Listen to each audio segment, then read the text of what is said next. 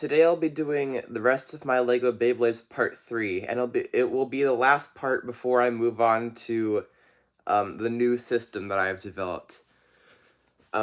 First, this is Blaze Wyvern. It's got like a rounded tip, even though it's a bit slanted. And it has a gimmick where if you launch it, it goes, these wings come out like that.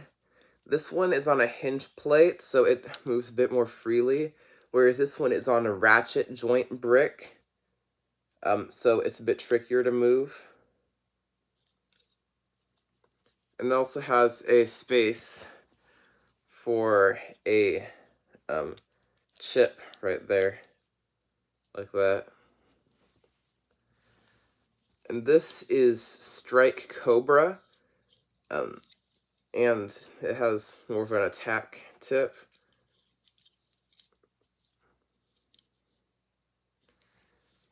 And this is Extinction Rex. It has the same tip, pretty much. But with the gimmick for this one, I basically, I based it off of Vice Leopard's gimmick. It has this mouth here that can go out and grab like that.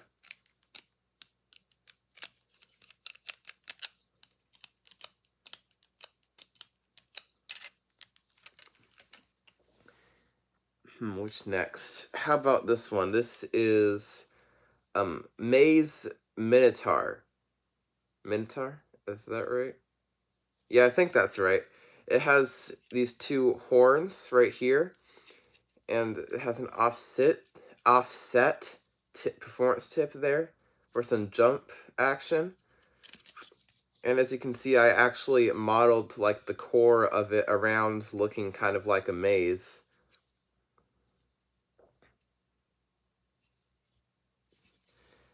And if I grab this other chip, it does have a space, I think. It could fit there, except looks a bit weird. Like that. It's probably better to put it in the center like that. The chip. This one is Aerial Griffin, and this one has a cool height change gimmick. So I can push this down like this to make it pretty tall, and I can also push it like this.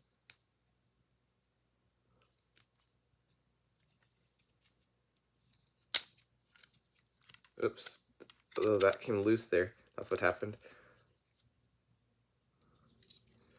You can kind of see the mane and the feathers I designed into it.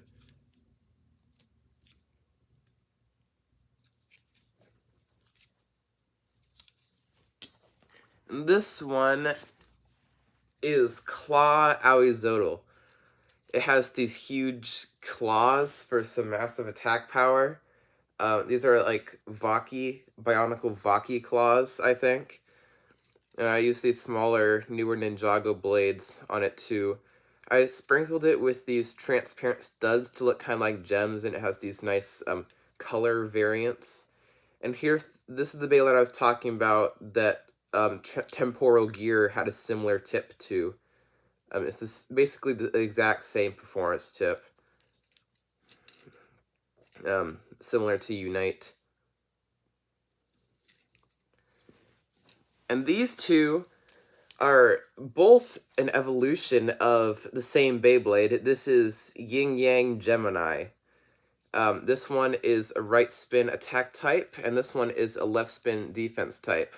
Speaking of Gemini, I forgot to mention in the rest of my Beyblades Part 1, well, I think I forgot to mention that you could take off the plate on its tip to reveal a stud for some extra attack power in right spin mode. But oh well. Yeah, this one is right spin, and it's an attack type. Got these big parts here and stuff. And this one is left spin defense type, I think. And how I imagine you could launch them is, of course, you can launch them separately. But I thought it'd be cool if, like, you could attach them like this. Wait, do I have that oriented right? Yeah, this way is right. So you would attach them like this and, like, put a string in the middle and then just launch it like a yo-yo. Like that, and then they'd separate and go off spinning in their own directions because... So if they're spinning in this direction, that means you'd have to wind it up in this direction, and then spin it like that, and then they'd separate like that, and go. And there's another cool gimmick with these two, where you can actually give them parts of each other. So, like that, this comes off, and just like that. And maybe I should put this back in there. You can turn them upside down and then attach that like that. Oh, performance tip came off.